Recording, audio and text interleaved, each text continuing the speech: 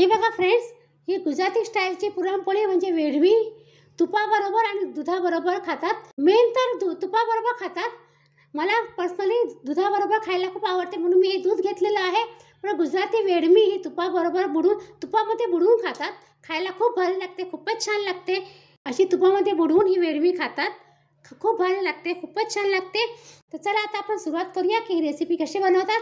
आणि जर तुम्ही या चॅनलमध्ये नवीन असाल आणि चॅनलला जर तुम्ही अजून सबस्क्राईब केलं नसेल तर प्लीज सबस्क्राईब करा, लाईक करा आणि शेअर करा. हॅलो फ्रेंड्स, नमस्कार. नूतन रेसिपीजमध्ये तुमच्या सर्वांचं खूप खूप मनापासून स्वागत आहे. तर आज आपण बनवणार आहोत गुजराती स्टाईलची पुरणपोळी. म्हणजे गुजरातीमध्ये याला वेडमी असं म्हणतात. गुजराती पुरणपोळी ही तुरीच्या डाळीची असते. आपली महाराष्ट्रीयन स्टाईलची पुरणपोळी ती चण्याच्या डाळीची आपण बनवतो. पण गुजरातमध्ये ही पुरणपोळी म्हणजे वेडमी ती तुरीच्या डाळीची असते. आणि वेडमी ही थोडी थिक असते. आपली मराठी पुरणपोळी एकदम पातळ आणि सॉफ्ट असते, छान अशी मऊसूत असते. पण गुजराती पुरणपोळी म्हणजे वेडमी ही थोडी थिक, थोडी जाडी, म्हणजे आपण पराठे कशी बनवतो तशी असते. तर मी ही 1 वाटी भरून ही तुरीची डाळ घेतली आहे. तुरीच्या डाळीला 4 ते 5 वेळा पाण्याने स्वच्छ धुवून घेतली आणि मी 1 तास ही भिजत ठेवली होती. भिजल्यानंतर म्हणजे सोक करत ठेवली 1 आवर पाण्यात. हे बघा, छान अशी भिजली गेली आहे. हे बघा. पण जर तुमच्याकडे वेळ नसेल ना तर तुम्ही भिजत नाही ठेवली तरी पण चालेल. पण मग कुकरमध्ये शिट्या करताना 5 ते 6 शिट्या तुम्ही करू शकता. पण आता मी भिजत ठेवली आहे म्हणजे मी फक्त 3 शिट्या करणार आहे कुकरमध्ये. ज्या वाटीने मी डाळ घेतली होती तुरीची त्याच वाटीने मी ही 1 वाटीभर पाणी घेतले आहे. हेच भांडं मी कुकरमध्ये ठेवणार आणि मीडियम गॅसवरती मी 3 विसल म्हणजे 3 शिट्या मी काढून घेणार आहे. तर चला आता गॅसकडे जाऊया. हे बघा, मी कुकरमध्ये स्टँड ठेवलं आहे. स्टँड बुडेल एवढं मी पाणी घेतलेलं आहे. आता हे कुकरमध्ये हे भांडं ठेवलं मी. आता मी शिटी लावली आहे आणि 3 विसल्स मीडियम गॅसवरती मी हे काढून घेणार आहे. तर जोपर्यंत कुकरच्या शिट्या होतात आहे तोपर्यंत पुरणपोळीसाठी आपण कणिक मळून घेऊया. तर मी हे 1 बाउल भरून गव्हाचं पीठ घेतलेलं आहे. तुम्ही मैदा पण घेऊ शकता, पण मी हेल्दी म्हणून मी गव्हाचं पीठ वापरलेलं आहे. त्याच्यात आपण फक्त चिमूटभर मी मीठ ॲड करते आहे.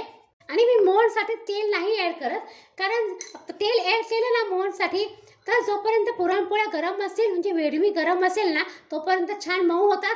पण थंड झाल्यावर मग ते थोड्या कडक होतात, म्हणून मी मोहनसाठी तेल ॲड करत नाही आहे. मीठ छान एकत्र करून घेऊया.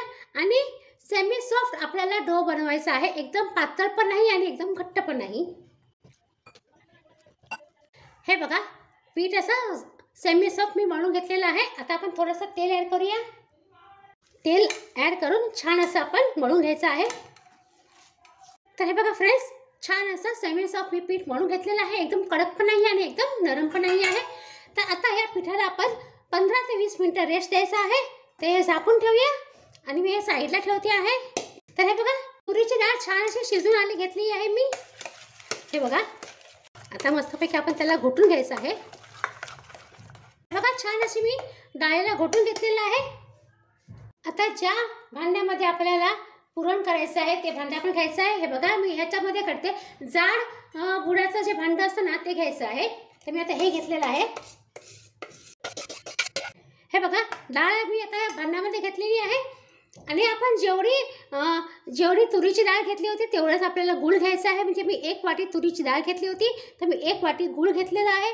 तुम्ही साखर पण घेऊ शकता, नाहीतर मग तुम्ही अर्धी वाटी गूळ आणि अर्धी वाटी साखर या प्रमाणामध्ये पण तुम्ही घेऊ शकता. आपण गूळ ॲड केल्या म्हणजे पुरणपोळीचा कलर थोडासा डार्क येतो. जर साखर ॲड केली ना अर्धी वाटी तर थोडा लाईट कलर येतो. असं आधी मिक्स करून घेऊया. आता हे मी भांडं गॅसवर ठेवते आहे. आता लो टू मीडियम गॅसवरती आपल्याला हे कंटिन्यू ढवळत राहायचं आहे. जोपर्यंत पुरण छान असं घट्ट होत नाही ना आणि हे पॅन सोडत नाही तोपर्यंत आपल्याला छान असं ढवळत राहायचं आहे. आणि मध्ये चमचा सोडायचा नाही आहे, कंटिन्यू ढवळत राहायचं आहे. जर मध्ये सोडलं तर खाली चिकटायचे चान्सेस असतात. आपण गूळ ॲड केले ना म्हणून पुरण थोडंसं पातळ होणार, पण कंटिन्यू ढवळत राहिलं तर पुरण छान असं घट्ट होऊन जातं. पुरण छान असं घट्ट झालेलं आहे. आता मी याच्यामध्ये ॲड करते आहे वेलची पावडर. 1/4 टीस्पून मी वेलची पावडर ऍड केलेली आहे आणि हे जायफळ पावडर 1/4 टीस्पून वेलची पावडर आणि 1/4 टीस्पून मी जायफळ पावडर ऍड केलेली आहे. थोडीशी मी खसखस ऍड करते आहे. छोटा चमचा भरून मी तूप ऍड केलेलं आहे. त्याच्याने ना पुरणपोळीला छान असा टेस्ट पण येतो आणि छान असं ग्लेज पण येतं. हे बघा, असा आपला चमचा उभा राहिला ना पुरणामध्ये तर समजायचं आपलं पुरण छान असं शिजलेलं आहे. हे बघा, मी चमचा असा ठेवते ना, हा हे बघा व्यवस्थित उभा राहतो आहे. त्याचा अर्थ आपलं पुरण छान असं शिजलेलं आहे. आता मी गॅस बंद करते आणि हे पुरण मी ह्या प्लेटमध्ये काढून थंड करत ठेवते आहे. थंड झालं की मग आपण वेडमी म्हणजे गुजराती पुरणपोळी बनवायला सुरुवात करूया. हे बघा, हे असं पुरण माझं सगळं मी थंड करून घेतलेलं आहे आणि त्याच्यावरती मी ना खसखस पेरली आहे. तुम्हाला जर खसखस आवडत असेल तर तुम्ही त्याच्यावरती खसखस घेऊ शकता आणि जर नसेल आवडत तर नाही घेतली तरी पण चालेल. आता आपण ना याचे छोटे छोटे असं बॉल्स करून घेऊया. तुम्हाला ज्या साईजची पुरणपोळी बनवायची असेल ना तरी तुम्ही बॉल्स करून घ्या. गुजराती पुरणपोळी छोटी साईजची असते, एकदम मोठी पण नसते. बघा, सध्या मी चार पुरणाचे बॉल्स करून घेतलेले आहे. आता आपण पिठाकडे जाऊया. हे बघा, आपलं हे पीठ पण छान असं सॉफ्ट झालेलं आहे. आता ज्या साईजचे आपण पुरणाचे बॉल्स केलेत ना त्या साईजचे आपण पिठाचे पण बॉल्स करून घ्यायचे. हे बघा, पुरणाचे आणि पिठाचे बॉल्स आपण करून घेतलेले आहे. हे बघा, इथे मी पिठाचे पण 4 बॉल्स करून घेतलेले आहे. आता आपण चपातीला असं छान असं गोल करून घ्यायचं आहे हातानेच. तुम्ही लाटणीने पण करू शकता. आणि आता जो बॉल आहे तो आपण ठेवून असं आत प्रेस करत करत हे बघा, हे असं दाबून घ्यायचं छानपैकी. पोलपाटावर थोडंसं पीठ पसरून घ्यायचं आहे आणि हातानेच आधी आपण छान असं थोडंसं पसरून घ्यायचं. म्हणजे आपलं जे पुरण भरलेलं आहे ना ते सगळ्या कॉर्नरला आपलं पुरण छान असं पसरून जाईल. आता हलक्या हाताने आपण लाटून घ्यायचं आहे. हे बघा, मी ही पुरणपोळी लाटून घेतलेली आहे. आणि गुजराती पुरणपोळी मी सांगितल्याप्रमाणे थोडीशी जाडच असते. आपली महाराष्ट्रीयन पुरणपोळी एकदम मऊसूत आणि पातळ असते तशी नसते, ही थोडीशी जाड असते. तर आपली ही पुरणपोळी एक लाटली गेली आहे. तर आता आपण शेकून घेऊया. तोपर्यंत आपण दुसरी पण पुरणपोळी असं बनवून घेऊया.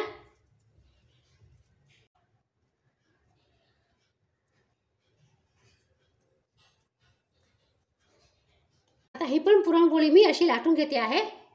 तोपर्यंत आपण ही पुरणपोळी शेकायला ठेवूया. बघा, इथे मी स्लो गॅसवरती तवा तापत ठेवलेला आहे.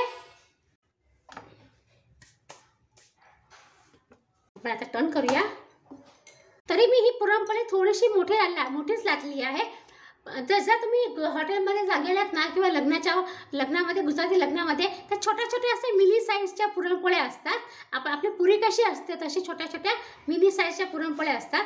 आणि गुजराती पुरणपोळी म्हणजे वेडमी शेकताना तूप लावत नाही, शेकून झाल्यानंतर मग ते वरून तूप लावतात आणि तुपाबरोबर खातात. आपण कशा कटाची आमटी बनवतो महाराष्ट्रामध्ये पुरणपोळी खाताना कटाची आमटी बनवतो, पण गुजरातमध्ये कटाची आमटी बनवत नाही, ते तुपामध्ये बुडवून खातात. जर तुम्ही गुजराती हॉटेलमध्ये गेलात आणि सांगितलं गुजराती थाळी पुरणपोळी तर ते लोक छोट्या छोट्या असं मिली साईजच्या पुरणपोळ्या देतात आणि वाटीभर तूप देतात. मग त्या तुपामध्ये पुरणपोळी असं डीप करून खायची असते. मग मला ना पर्सनली दुधाबरोबर खायला खूप आवडतात. मी पुरणपोळी नेहमी दुधात बुडवून खाते, खूपच छान लागते खायला. ही आपली गुजराती वेडमी म्हणजे पुरणपोळी तयार झाली आहे. मी प्लेटमध्ये काढून घेते आहे. आता ही दुसरी वेडमी पण मी इथे शेकायला घेते आहे. आणि हे बघा, हे असं तूप लावायचं वरती. आता ही दुसरी पण छान असं मस्तपैकी मंद लो टू मीडियम गॅसवरती शेकून घ्यायची आहे. गॅस एकदम फास्ट करायचा नाही आहे. ही बघा, ही दुसरी पण तयार झाली आहे पुरणपोळी. त्याला पण छान असं तूप लावून घेऊया. आता ह्याच पद्धतीने मी बाकीच्या वेडम्या म्हणजे पुरणपोळ्या मी बनवून घेते आहे. तर फ्रेंड्स, हे बघा, छान अशी मस्त गरमागरम वेडमी गुजराती स्टाईल पुरणपोळी तयार झालेली आहे. आणि मी हे दूध आणि हे तुपाबरोबर मी हे सर्व केलेली आहे. खायला खूपच छान लागते. तुरीच्या डाळीची आहे आणि खायला खूपच छान लागते आहे. तुम्हाला जर तुरीची डाळ आवडत नसेल तर तुम्ही मुगाच्या डाळीची पण पुरणपोळी बनवू शकता, ती पण भारी लागते खायला. आपण नेहमी चण्याच्या डाळीची महाराष्ट्रामध्ये नेहमी चण्याच्या डाळीची पुरणपोळी बनवतो, पण तुम्ही एकदा ही मुगाच्या डाळीची किंवा तुरीच्या डाळीची अशी वेडमी बनवून बघा, खूप छान लागते. आणि मी सांगितल्याप्रमाणे थोडीशी थिक असते, अशी पराठे टाईप असते, थोडीशी थिक असते आणि ह्याच्यापेक्षा छोटी लहान साईजची असते पुरणपोळी. तर तुम्ही नक्की ट्राय करा, तुम्हाला ही रेसिपी नक्की आवडेल, ही पुरणपोळी नक्की आवडेल. आणि आता होळी जवळ येते, तर होळीला ही पुरणपोळी तुम्ही नक्की करून बघा, वेडमी करून बघा. तर फ्रेंड्स, आता आपण पुन्हा भेटूया अशा छान छान रेसिपीसह. तोपर्यंत बाय बाय. आणि हा व्हिडिओ पूर्ण बघितल्याबद्दल तुमचा खूप खूप धन्यवाद. थँक्यू.